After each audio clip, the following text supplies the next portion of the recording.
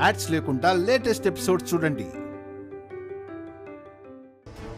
Sir నేను తనతో ఒకసారి మాట్లాడాలి. సార్ మీరు ఒక సెలబ్రిటీ, అంతేకాకుండా ఒక మంచి పేరున్న ఫ్యామిలీ నుంచి వచ్చిన వాళ్ళు. మీలాంటి వాళ్ళు అలా దిశా చట్టం కింద అరెస్ట్ అయిన నిందితుడితో మాట్లాడడం మీ పరువుకంత మంచిది కదేమో. కానీ నా పరువే అతనితో మాట్లాడి తేల్చుకునే దానిపై ఆధారపడింది. ఓకే సార్, వెళ్ళండి. Okay sir, thank you. Chaitra పద.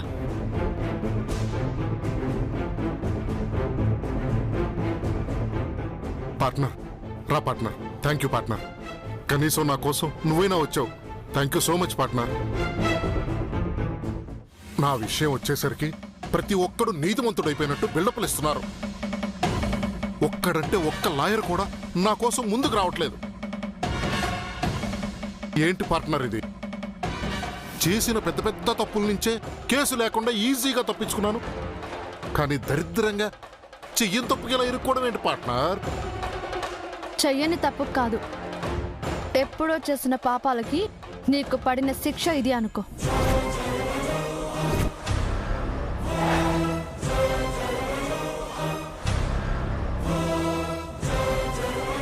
పార్ట్నర్, పెయిన్ మీద కారం పేస్ట్ పూసినట్టు నీ లైఫ్ పార్ట్నర్ ఏంటి పార్ట్నర్ ఇలా మాట్లాడుతుంది? కొంపదీసి ఈ అరెస్ట్ ఎపిసోడ్ వెనక నీ స్కెచ్ గీచి ఏం లేవు కదా? ఎగ్జాక్ట్లీ, నీ డౌట్ కరెక్టే మిస్టర్ విఠల్ రావు.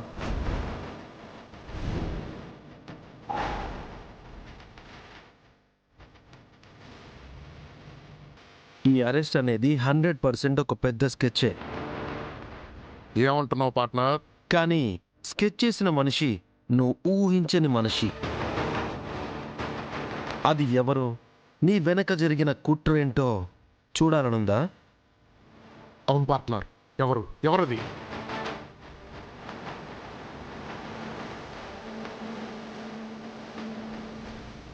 చూడు. ఎలా హ్యాండిల్ చేయాలో నాకు చెప్పొద్దు, మీకేం కావాలో చెప్పండి చాలు. ఇలాంటి మగాడైనా నాకొకటే, ఏం కావాలి? వాడిని పోలీసులు అరెస్ట్ చేయాలి, వాడి బ్రతుకు జైల్లోనే ముగిసిపోవాలి, అంతే కదా?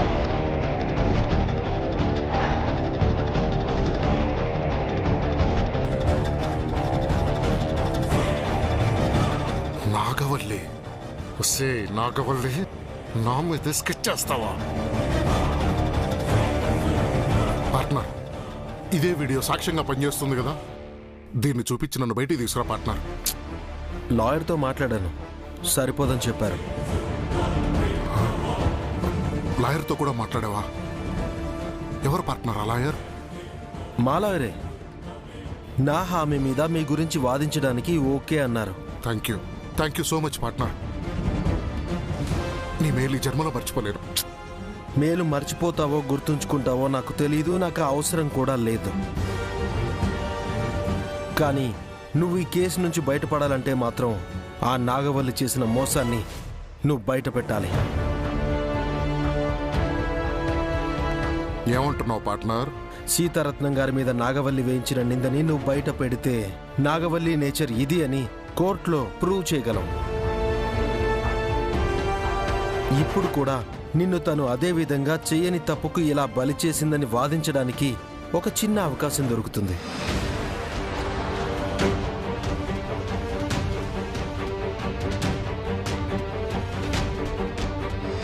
Okay partner.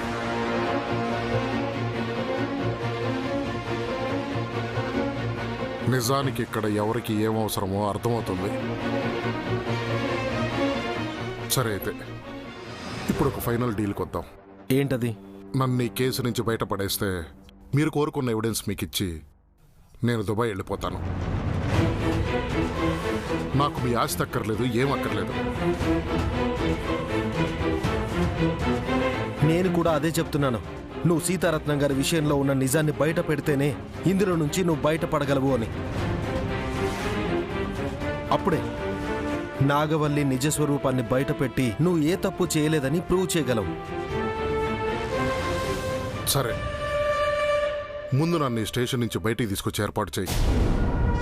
నాకు బెయిల్ రాగానే నా దగ్గర ఉన్న ఎవిడెన్స్ బాక్స్ నీ చేతిలో పెడతాను. అది కేవలం మీకు నా మీద నమ్మకం కలగడానికి మాత్రమే. కేసు ఓపెన్ అయ్యి పూర్తిగా క్లియర్ అవ్వాల్సిన సమయానికి ఆ బాక్స్ ఎలాగూ తెరుచుకుంటుంది.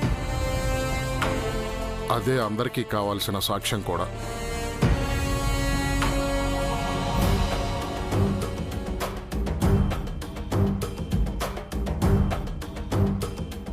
ఏమంటావు partner? Okay partner, delay.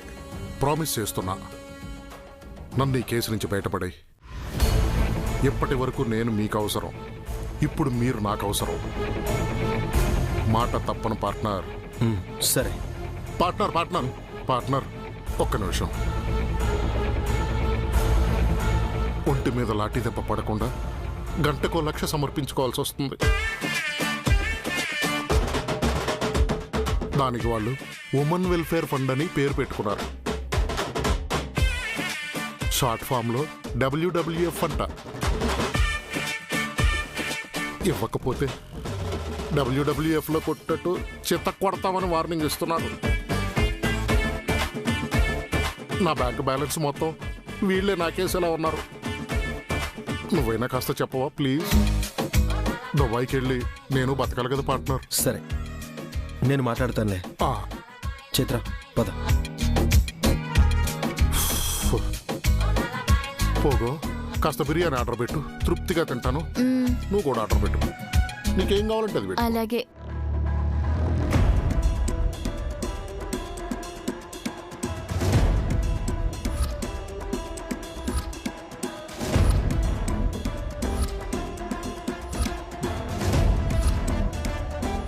Okay sir, sure. Thank you sir. Thank you partner. Thank you so much partner. Enjoy. వస్తాం సార్. కన్నయ్య, 1000 కోట్ల ఆస్తి ఇస్తావా అని అడిగిన వాడు కూడా కాళ్ళ బేరానికి వచ్చి రక్షించమని వేడుకుంటున్నాడు. ఎలాంటి వాడిని అసలు ఏ స్థితికి తీసుకొచ్చావు నువ్వు? నీ మైండ్ గేమ్ అసలు మామూలుగా లేదు. సరే, ఇంకా మనం డిస్కస్ చేద్దాం నెక్స్ట్ ప్లాన్. పద.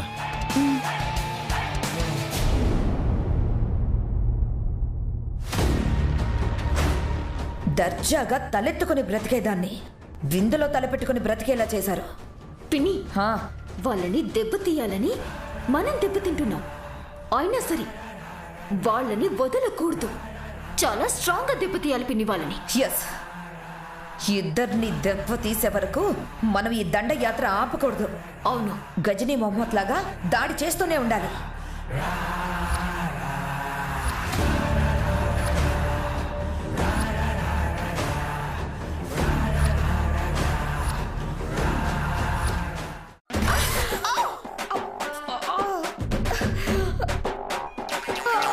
పిన్ని, లోపల రీసౌండ్ కి బుర్ర గిరమని తిరుగుతుంది.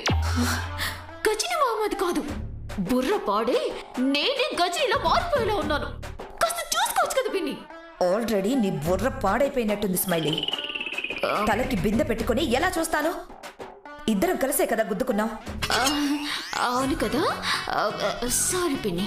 ఇట్స్ ఓకేలే. ఎలాంటి పరిస్థితి పట్టించారు వాళ్ళు? వాళ్ళని అస్సలు వదిలిపెట్టకూడదు స్మైలీ.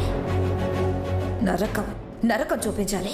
అవును పిన్ని, ఇప్పుడు వాళ్ళు సాక్ష్యాన్ని సంపాదించే లోపు మనము ఏదో ఒకటి చేయాలి. ఒకవేళ సాక్ష్యాన్ని సంపాదించినా అది ఎందుకు పనికిరాని తుప్పు ముక్కలాగా అయిపోయి ఉండాలి. ఎప్పుడు ఏదో జరుగుతుందని కాదు, ఇప్పుడు దాని బతుకు ఇది అని బజారు పాలు చేయాలి. నిజమే, కానీ ఏం చేయగలం? ముందు ఈ దరిద్రంలో నుంచి బయటికి రావాలి కదా. బయటకు వచ్చాకే ఏదైనా చేయగలం.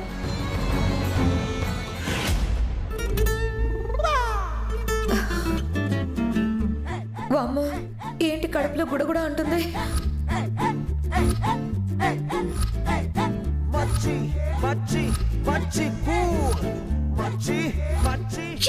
ఐడియా వచ్చింది, చెప్తాను విను. ఒక్కతే ఉంది, ఎవరితో మాట్లాడుతుంది ఇది? ఇంట్లో దానికున్న బలమైన సపోర్ట్ ఆనంద్ గారు. ఆనంద్ గారి దృష్టిలో చైత్రని ఒక విలువ తక్కువ క్యారెక్టర్లా పోర్ట్రేట్ చేయాలి. అత్తయ్యకి చెప్పి ఇంట్లో మంగళగౌరి వ్రతం ఏర్పాటు చేపించాలి. వ్రతానికి అయిన వాళ్ళు, పరిచయస్తులు అంటూ ముత్తైదువులందరూ వస్తారు. అలా వాయినం పుచ్చుకోవటానికి వచ్చిన ప్రతి ఒక్కరూ దీని క్యారెక్టర్ ఇది అని ఫిక్స్ అయిపోయి దీన్ని అసహించుకుంటారు. ఇది కూడా దీని తల్లి లాంటిదే, దీని రక్తమే తప్పుడు రక్తమని ముక్త కంఠంతో చీకొడతారు. భక్తి శ్రద్ధలతో పవిత్రంగా చేయాల్సిన పూజను పరమ పర్వశంతో చేయాలి. అప్పుడు ఆనంద్ గారికి దాంతో ఉన్న సమస్య ఏంటో అర్థమవుతుంది. ఆ తర్వాత దాని గురించి అత్తయ్య ఎలా అయితే అనుకుంటుందో అలాంటి విషబీజమే ఆనంద్ గారి మనసులో కూడా మొలకెత్తి మహావృక్షమైపోతుంది.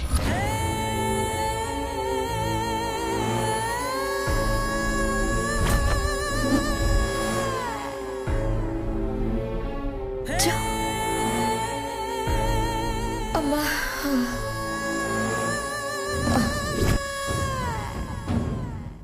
ఎలా ఉంది పిన్ని నా బిగ్ బ్లాస్టింగ్ ప్లాన్? ప్లాన్ ఎలా ఉందా? అసలు నువ్వేం చెప్పావని ఎలా ఉందో చెప్పడానికి? 3 లెవెల్లో విజువల్ ఇంపాక్ట్ కలిగించేలా ప్లాన్ చెప్తే ఏం చెప్పమని అడుగుతావేంటి పిన్ని? పుచ్చు పట్టిన పిచ్చి ప్లాన్ విన్నది నేనే. ఇలా బిందెల్లో కాదే, మీ తలల్ని చెంబుల్లో పెట్టాలి. చెత్త మొహల్లారా. పూజ చేసేలా చేస్తావా? ముత్తైదువులందరి ముందు నన్ను, నా తల్లి బ్రతుకుని చెడిన బ్రతుకు అంటూ అసహించుకుని చీకొట్టేలా చేస్తావా? చెప్తానే, చెప్తాను. నీకు నా కన్నయ్య వేసే శిక్ష కాదే, అసలు పర్ఫెక్షన్ ఎలా ఉంటుందో అది మీకు చూపిస్తాను. పిన్ని, నేను ఇప్పటి వరకు చెప్పిన నా అద్భుతమైన ప్లాన్ ని నువ్వు వెళ్ళలేదా? లేదు, వాష్రూమ్కి వెళ్ళి ఇప్పుడే కదా వచ్చాను. అంటే అదంతా నేను గోడలకు చెప్పానా? సరేలే, మళ్ళీ వివరించి చెప్పే మూడు ఉత్సాహం ఇప్పుడు నాకు లేవు. తర్వాత చెప్తాను. ముందు ఈ దరిద్రం నుంచి బయటపడతాం. ఆ తర్వాత దాని బతుకు చిట్కా బండి ప్రోగ్రాం చేద్దాం. చూద్దాం ఎవరి బతుకు జట్కా బండి అవుతుందో, జారిపడి నడ్డి విరుగుతుందో చూపిస్తానే.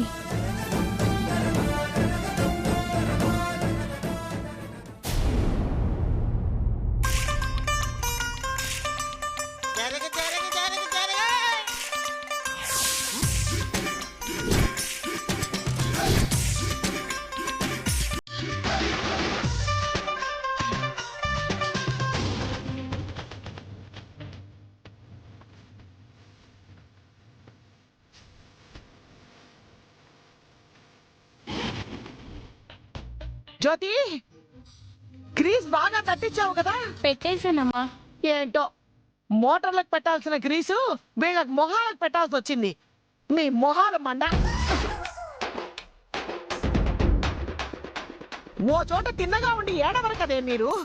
బిందెల్లో తలలు పెట్టి ఇప్పుడు లాక్కోలేక పీక్కోలేక అన్నట్టు తల ప్రాణం తోక్కొస్తోంది. ఏం చేస్తాం అత్తయ్య గారు, కొందరి నిర్వాకాన్ని ఇలా భరించాల్సి వస్తుంది. ఏంటి బామ్మా ఊరితాళ్ళు బిగించావు? ఏం లేదు చిన్నోడా, బిందెలకు కట్టిన తాళ్ళని పట్టి గట్టిగా లాగితే ఒక్కసారిగా ఊడొస్తాయని. ఏంటి తలలా? కాదురా, తలల నుంచి బిందెలరా చిన్నోడా. ఓ దట్టా, నేనింకా దిస్ అనుకున్నాను. కానీ నాకెందుకో మొండెన్ నుంచి తల బయటికి వస్తుందేమో, తల నుంచి బిందెలు రావేమో అనిపిస్తుంది. పాపం చివరి చూపు చూడ్డానికి కూడా మొహాలు దొరకవు. చిన్నోడా, ఎందుకురా అలా భయపెడతావు? రా వచ్చి కాస్త సాయం చేయి నాన్న. మాకు లాగడానికి బలం సరిపోవడం లేదు, నువ్వే పట్టి గట్టిగా లాగు. రారా. నేనా? ఆ, లాగితే వాళ్ళ తలల సంగతి దేవుడెరుగు. నా నడుము ఉంటుందా? అటు ఇటు అయిందంటే నా బ్రతుకు నర్తనశాలే. నా వల్ల కాదు. అమ్మా చైత్ర, కాస్త నువ్వైనా రా అమ్మా. నేనే బామ్మగారు. ఎందుకులేండి, నేను ఇంట్లో ఏది చేసినా అది విషయం అవ్వదు. చివరికి పెద్ద ఇష్యూనే అవుతుంది. ఈ లాగటంలోకి నన్ను లాగకండి బామ్మగారు, క్షమించండి.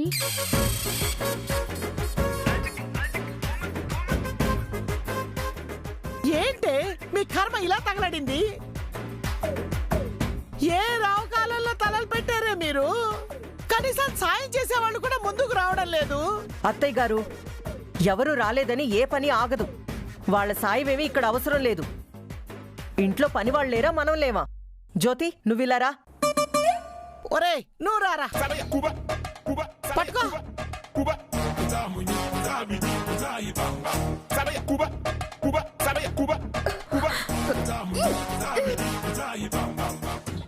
దీన్ని సోషల్ మీడియాలో పోస్ట్ చేస్తే బాగుంటుంది కదా. హైసా, గట్టిగా లాగు. హైసా,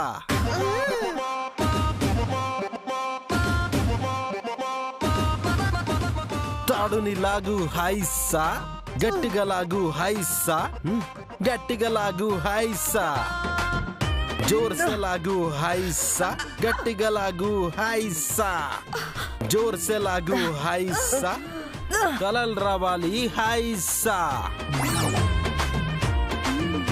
ఏంట్రా చిన్నోడని ఆటలు? ఇది ఎంకరేజ్మెంట్ బామ్మ, ఎంకరేజ్మెంట్.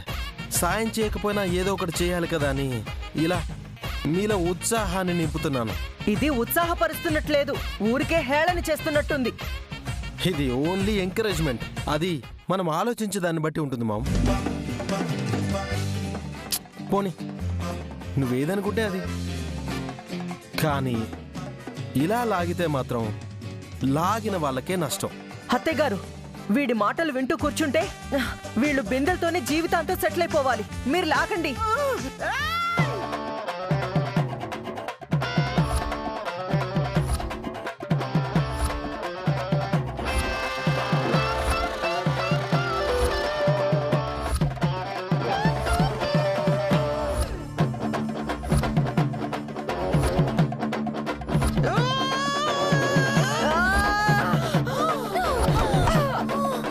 Shit.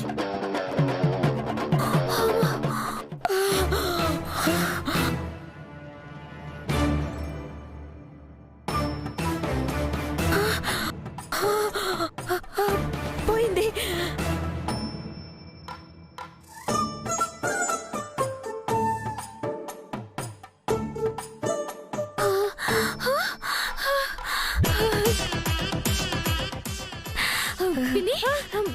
అవును.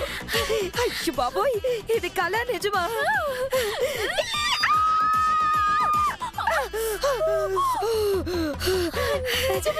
నిజమే, బిందె ఊడిపోయింది.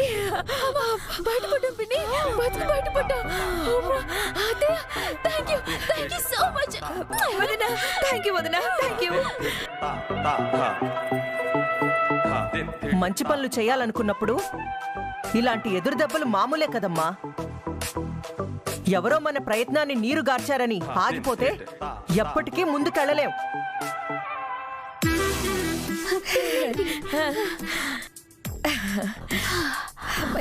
ఓ, బిందెలు ఊడిపోయాయా? గ్రేట్. ఏం గ్రేటోరా పెద్దోడా, వీళ్ళ తలలు బిందెల్లోంచి బయటికి లాగి మా నడువులు పట్టేశాయి. వీళ్ళ మొహాలేంటి ఇలా ఉన్నాయి? నిన్నటి నుంచి ఆ మొహాలకి మేకప్ వేసుకోలేదు కదా, పైగా బిందెలకు పెట్టిన గ్రీసు మొహాలకంటే అలా తయారయ్యాయి.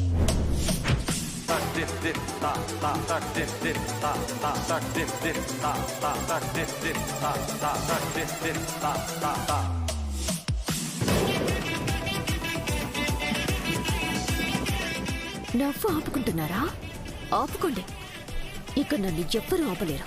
చూస్తూ ఉండండి, చెప్తాను మీ పని. సర్లే, ఎలాగైతేనేం బయటపడ్డారు. హ్యాపీగా.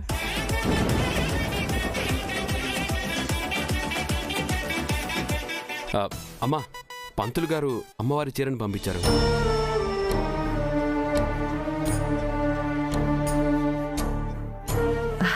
స్మైలీకివ్వు ఆనంద్.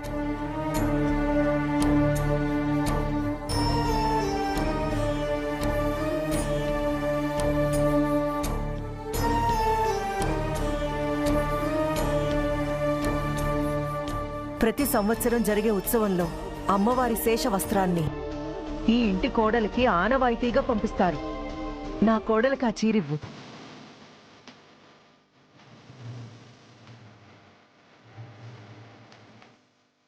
స్మైలీ, ఆ చీర చాలా విశిష్టమైనది. కళ్ళకద్దుకొని తీసుకో.